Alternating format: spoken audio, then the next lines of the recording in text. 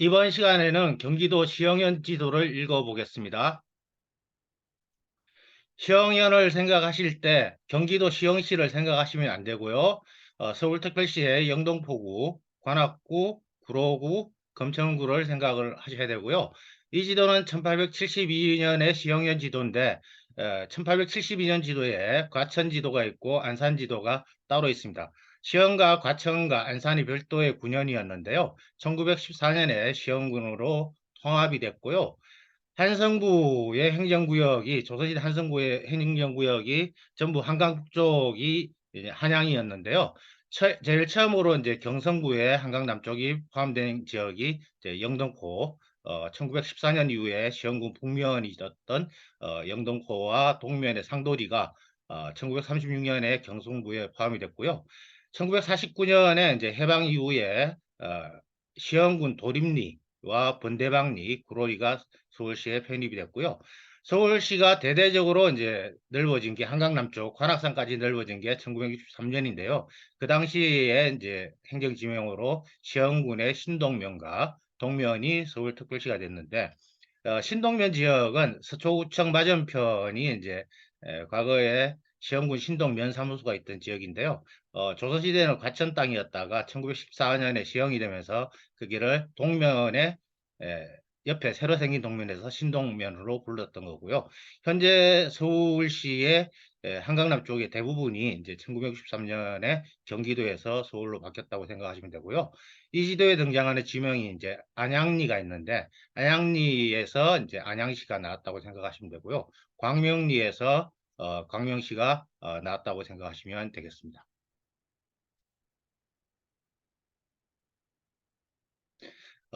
1872년 지도가 이 지도인데 태종대부터 이제 금천현어로 불렀습니다.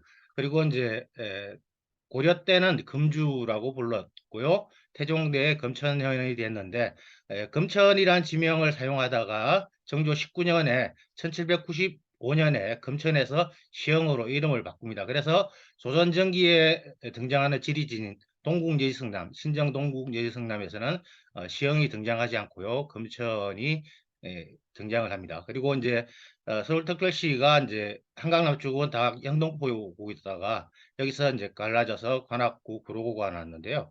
구로구가 넓어지면서 이제 구로구를 분구를 해서 금천구가 만들어지는데 근처에 이제 경기도 시흥시가 있으니까 시흥구라고 쓰지를 못하는 거죠. 혼돈이 있을 수 있으니까. 그래서 정조 이전에 지명이었던 금천을 써서 금천구라고 부르게 된 겁니다. 지도를 살펴보시면 제일 위에 관악산이 보이고요. 그 아래에 삼성산이 보입니다. 관악산은 과천의 진산이고요. 삼성산이 이제 시흥의 진산이 되고요. 삼성산 아래에 보면 산막사가 있습니다. 산막사가 보이고요.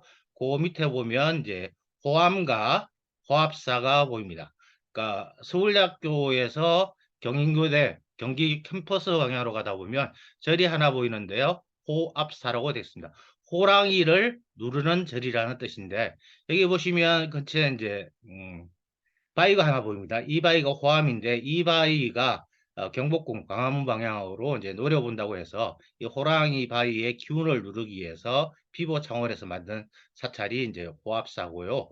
그 아래에 보시면 행군과 객사와 향교가 있습니다. 그러니까 원래 메인 도로는 지금은 이제 터널이 생겨서 바뀌었지만 여기 노량진이 보이시죠?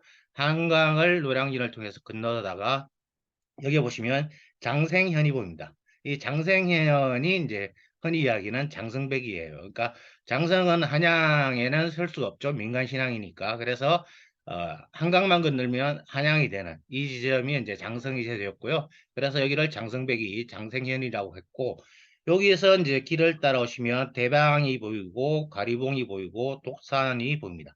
그 다음에 이제 근처에 신길리가 보이는데요.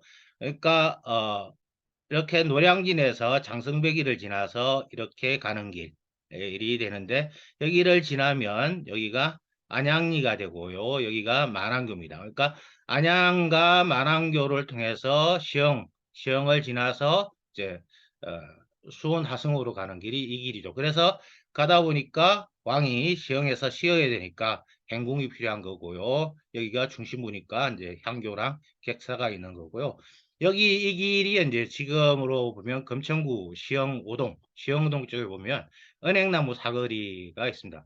은행나무 사거리에 보시면 이제 비석들이 있는데요. 시흥 군수 현감들의 선정비가 있습니다. 그러니까 이 길이 은행나무 사거리 쪽이라고 보시면 되고요. 이 길을 지나서 이제 안양을 지나서 마랑교를 지나서 수원 하성으로 간다고 생각을 하시면 돼요.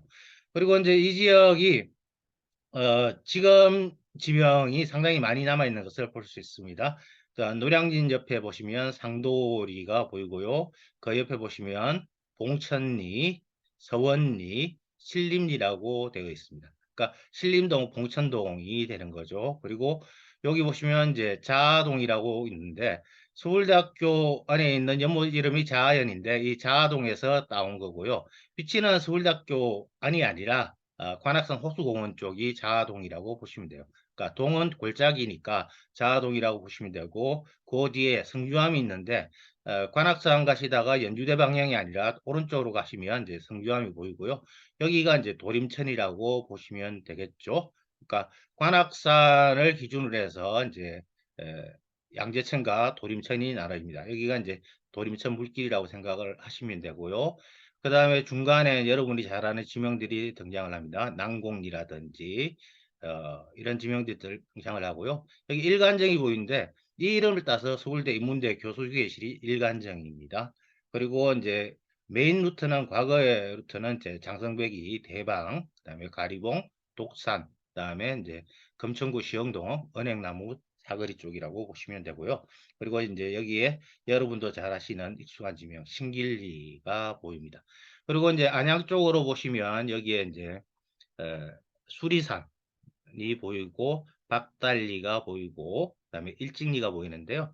일직 분기점이 서해안고속도로랑 제2경인고속도로가 만나는 지점이 갈라지는 지점이 일직 분기점이죠. 아래쪽을 살펴보시면 이제 신길리와 구로리가 있고요. 이 부분이 이제 한강이고 이쪽이 이제 안양천이 되는 거죠. 안양천이 이렇게 와서 이제 목동 쪽에서 도림천이랑 만나게 되는 거고요. 여기 지명을 보시면 한강 방향에 한강 남쪽이 되겠죠. 한강 남쪽에 지명이 이제 영등포가 있고요. 영등포가 과거의 시흥군 북면이라고 생각하시면 되고요. 당산리, 당산이 여기 있고 지하철 2호선 당산 여기 있는 당산리 그리고 여기에 아래쪽에 이제 선유봉이라고 그려져 있는데 지금은 양화대교에 걸쳐서 선유도라고 하지만 과거에는 봉우리였고요. 이 봉우리를 깎아서 여의도 개발하는 데 사용했습니다. 겸재정선의 그림에는 선유봉이 보이는데 과거에는 섬이 아니라 한강 남쪽에 붙은 봉우리였고요. 그리고 이제 구로리 이런 지명도 여러분이 잘 아시는데 아까 본 일직리 이 지명이 여기에 보이고요. 그 다음에 영혜원은 광명시에 있는 건데요. 소현세자의 부인, 소현세자 비의 무덤이 영혜원이고요.